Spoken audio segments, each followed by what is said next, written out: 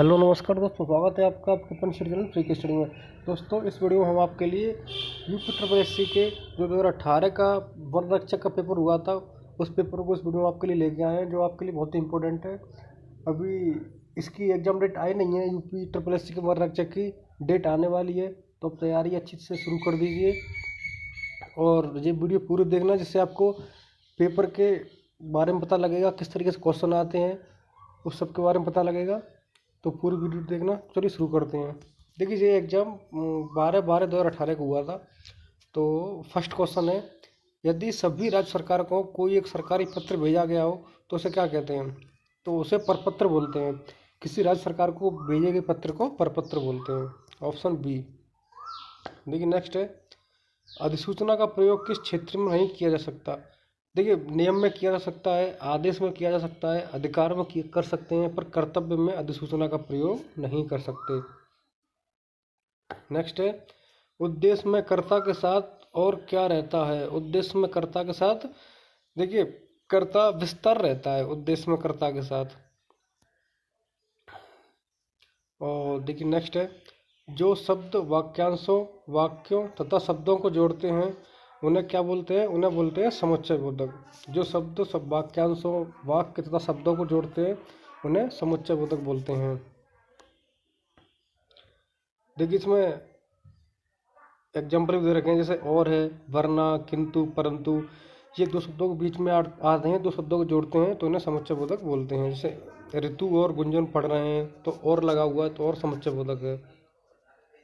देखिए नेक्स्ट है, भाववाचक, भाववाच्य छांटिए। तो इसमें से भाववाच्य हो जाएगा ऑप्शन नंबर बी, तोते से उड़ा नहीं गया। तो ये भाववाच्य हो जाएगा। और देखिए नेक्स्ट है 6, दो प्राणियों तथा वस्तुओं के बीच की तुलना की जाती है तो क्रिया किस रूप में दिखाई देती है? उत्तरावस्था। जब दो के बीच तुलना की जाती है तो उत्तरावस्था होती है। देखिए, विशेषण की ये 3 अवस्था होती हैं। फर्स्ट होती है मूलावस्था। मूलावस्था में विशेषण का सामान्य प्रयोग होता है जहाँ किसी के साथ तुलना नहीं की जाती, जैसे राम एक वीर बालक है। और दूसरा होता है उत्तरावस्था, इसमें दो व्यक्तियों की भी तुलना की जाती है। और तीसरा होता है उत्तम अवस्था, इसमें दो से अधिक वस्तुओं की भी तुलना की जाती है। देखिए नेक्स्ट क्वेश्चन है, मुझे बताओ तो तुम्हारा जन्म कब और कहाँ हुआ था? ये वाक्य का भेद है, तो ये मिश्र वाक्य है। मिश्र वाक्य में एक वाक्य होता है, दूसरा आश्रित वाक्य होता है। तो देखिए, ये वाक्य हो गया, मुझे बताओ तो तुम्हारा जन्म कब और कहाँ हुआ था। मिश्र वाक्य में एक या एक से अधिक आश्रित वाक्य होते हैं, वही मिश्र वाक्य होते हैं। तो इसमें मिश्र वाक्य है।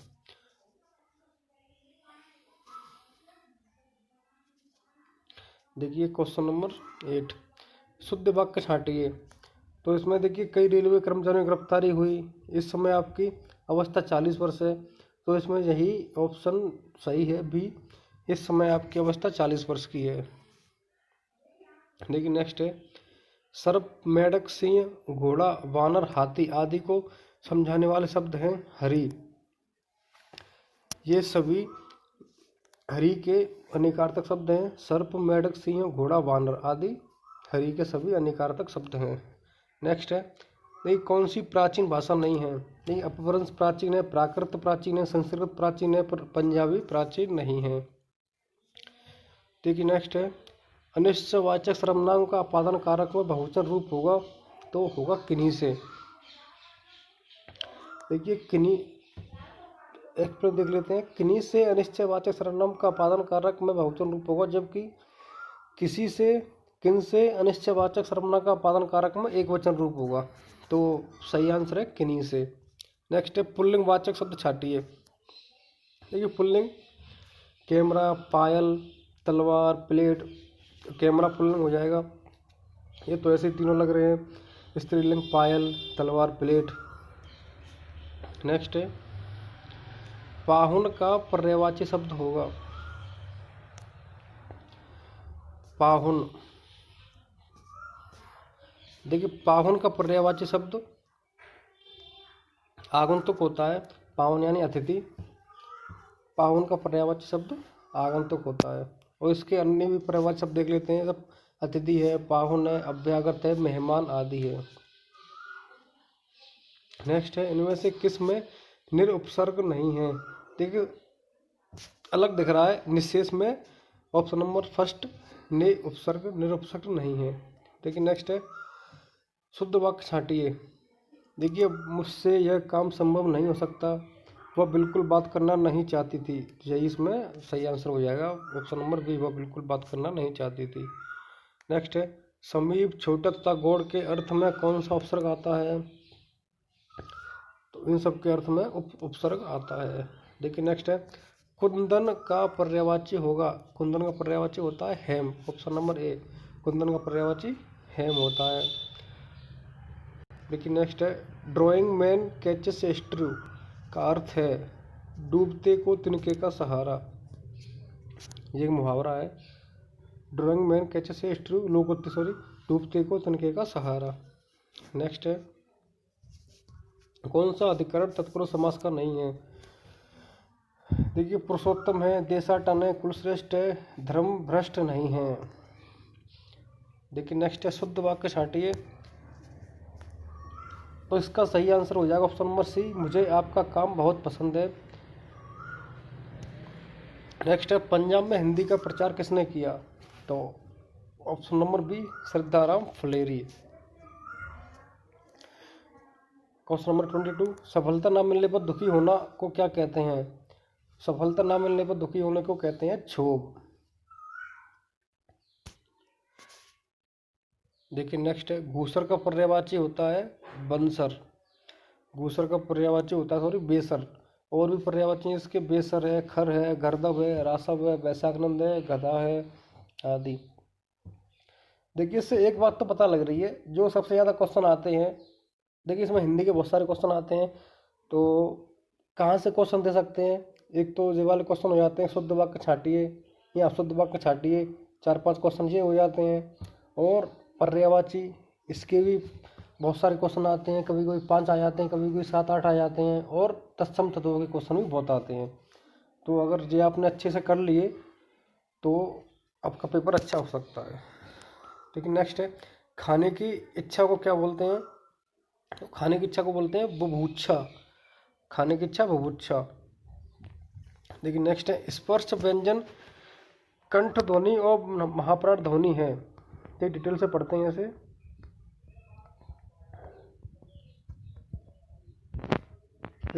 स्पर्श व्यंजन कंठ ध्वनि और अघोष और महाप्राण ध्वनि है ख। ये तीनों ध्वनि है।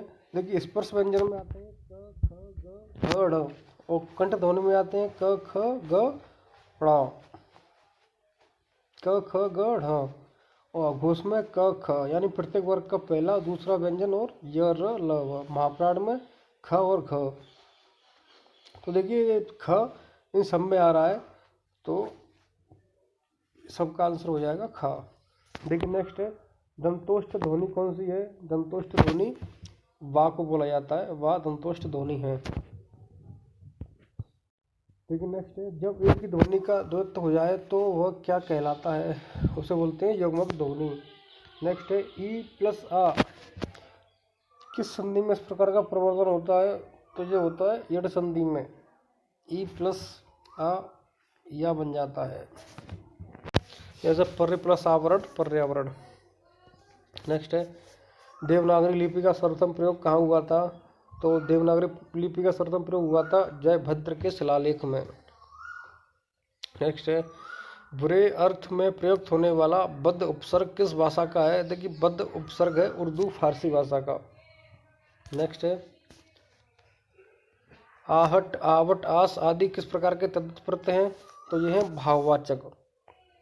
आहट, आवट, आस भाववाचक तद्धित प्रत्यय हैं। नेक्स्ट है, अपादान कारक उत्तम पुरुष बहुवचन रूप होगा, इसका होगा हमसे। देखिए अपादान कारक उत्तम पुरुष बहुवचन रूप हमसे, मुझसे अपादान कारक उत्तम पुरुष एक वचन है, तो हमसे हो जाएगा बहुवचन। नेक्स्ट, दांत काटी रोटी का अर्थ क्या है? यानी गहरी दोस्ती। नेक्स्ट है, संख्यावान मिश्रित अनुराग को कहा जाता है प्रणय। संख्यावान मिश्रित अनुराग को प्रणय कहा जाता है। नेक्स्ट है सोना का पर्यायवाची है, सोना का पर्यायवाची जातरूप। ठीक है, सोना का पर्यायवाची जातरूप होता है। नेक्स्ट है शुद्ध वर्तनी वाला शब्द छांटिए।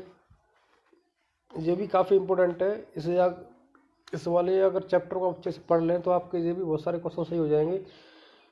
शुद्ध वर्तनी वाले कई सारे क्वेश्चन एग्जाम में आते हैं, कभी कभी 5 भी हो जाते हैं, कभी कभी 6-7 भी हो जाते हैं, तो ये पार्ट भी बहुत इंपॉर्टेंट है। इसमें कितना भी कर लो गलत क्वेश्चन हो ही जाते हैं, इसलिए बहुत अच्छे से अगर होए तो आराम से आपको नंबर ऐसे मिल सकते हैं। देखिए शुद्ध वर्तनी वाला सब छांटिए, तो ये है मुरमुरसु, ऑप्शन नंबर बी। नेक्स्ट है पयोदी का संधि विच्छेद क्या होगा? पयोदी का होगा पय प्लस धी। नेक्स्ट है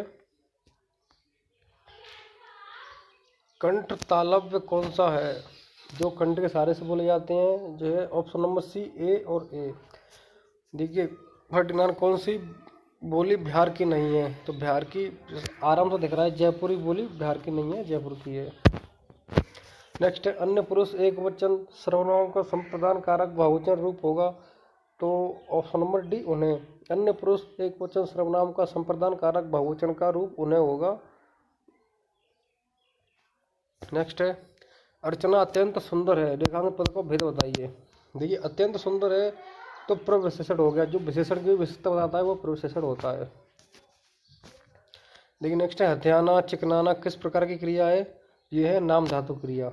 हथियाना चिकनाना आदि नाम धातु क्रिया बोला जाता है इनको। नेक्स्ट है कौन सा वाक्य आसन्न भूतकाल में है? तो देखिए ऑप्शन नंबर डी मैंने आम खाया, ये आसन्न भूतकाल में है। देखिए नेक्स्ट है 44 तत्सम शब्द है। देखिए चतवारी तत्सम शब्द है और मोर बैन अढ़ाई ये तीनों तत्सम शब्द हैं। देखिए नेक्स्ट है कौन सी फारसी शब्द नहीं है? तो ऑप्शन नंबर सी इस्तीफा फारसी शब्द नहीं है। 46 पंकज जलज आदि किस प्रकार के शब्द हैं? पंकज जलज आदि सभी योगरूढ़ शब्द हैं। नेक्स्ट है 47 समास के पदों को अलग करने को क्या कहा जाता है? तो अलग करने को विग्रह कहा जाता है। नेक्स्ट है कौन सा पद विकृत नहीं होता? अव्यय, अव्यय विकृत नहीं होता है। नेक्स्ट है देखिए फिर आ गया जी एक और शुद्ध वाक्य छाटिए, तो इसमें देखो ऑप्शन नंबर डी हो जाएगा शास्त्री जी की मृत्यु से हमें बहुत दुख हुआ है, बड़ा दुख हुआ है, तो ये सही वाक्य है इसमें। 50 है माँ का लड़का कहाँ गया?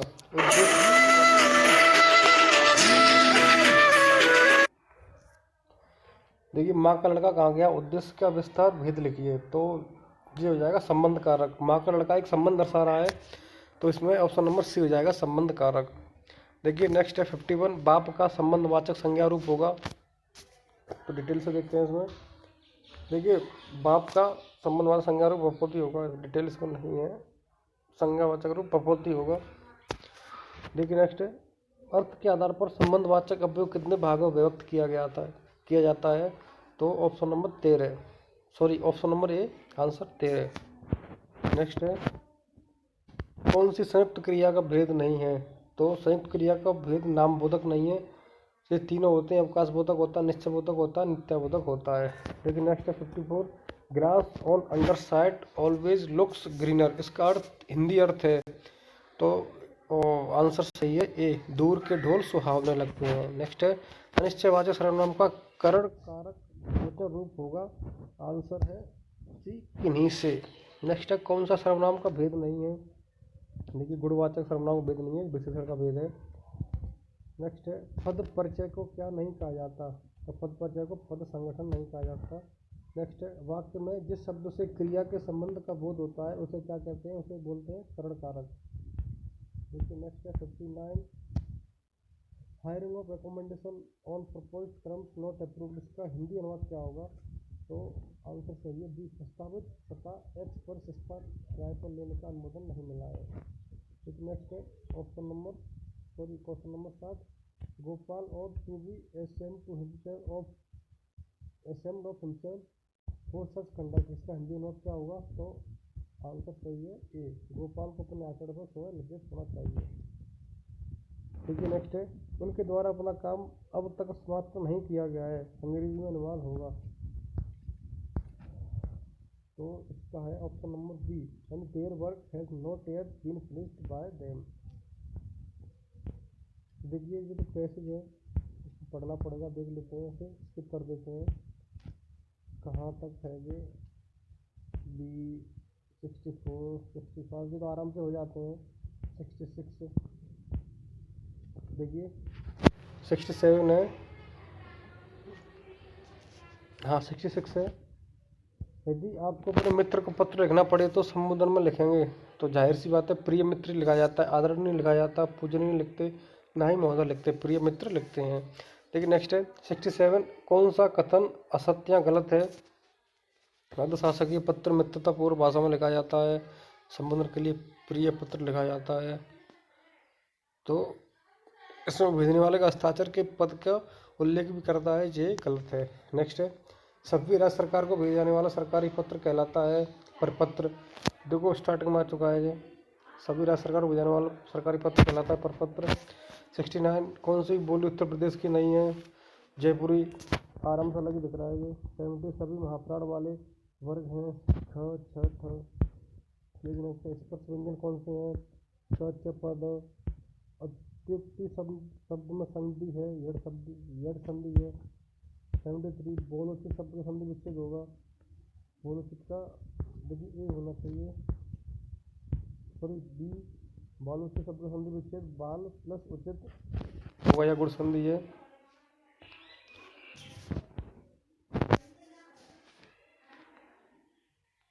देखिए इसमें आयोग ने बोलोचित शब्द दिया है, जबकि सही बालोचित होगा। देखिए सही बालोचित होगा, बालोचित देख लेते हैं। अच्छा बालोचित, तो क्वेश्चन में थोड़ी सी मिस्टेक है इसमें। नेक्स्ट है, प्रत्यासाम्य शब्दों में उपसर्ग है, तो प्रति उपसर्ग है। नेक्स्ट है 75, औपचारिक शब्दों में प्रत्यय लगा है, इक प्रत्यय लगा है औपचारिक शब्द में।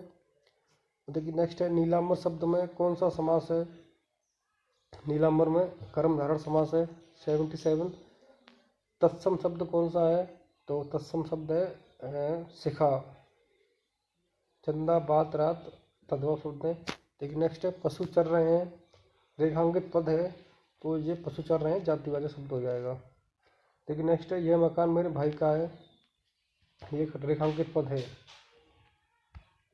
यह मकान मेरे भाई का है, तो ये सर्वनाम संकेतवाचक सर्वनाम विशेषण संकेत कर रहा है, ये मकान मेरे भाई का है, संकेतवाचक सर्वनाम विशेषण हो जाएगा। नेक्स्ट है, हम ताजमहल देखने जाएंगे, रेखांकित पद है, यह है पुरुषवाचक सर्वनाम, हम ताजमहल देखने जाएंगे। देखिए हिंदी के इसमें 80 क्वेश्चन हैं, जो 80 क्वेश्चन हमने पूरे कर लिए हैं। इससे हमें ये पता लगता है कि जो सबसे ज़्यादा क्वेश्चन आते हैं शब्द छांटी, पर्यायवाची और तत्सम तद्भव, और जो कंठ ध्वनि और अंतस्थ व्यंजन, इस तरीके से आते हैं, स्वर व्यंजन क्वेश्चन आते हैं। अगर हम 4-5 चैप्टर अच्छे से कर लें तो हम हिंदी में काफ़ी अच्छा स्कोर कर सकते हैं। जो संधि समास, इनसे तो इसमें कम क्वेश्चन देखने को मिले हैं, और अच्छे से प्रैक्टिस करते हैं डेली तो हम हिंदी में अच्छा स्कोर कर सकते हैं। देखिए अब इसमें जनरल नॉलेज आती है, इसको हम दूसरी वीडियो में करेंगे क्योंकि वीडियो लंबी हो जाएगी, आप भी बोर हो जाओगे देखते देखते। तो चलिए यहीं से बता लेते हैं, दूसरी वीडियो एक आध दिन में डाल देंगे हम। चलिए धन्यवाद।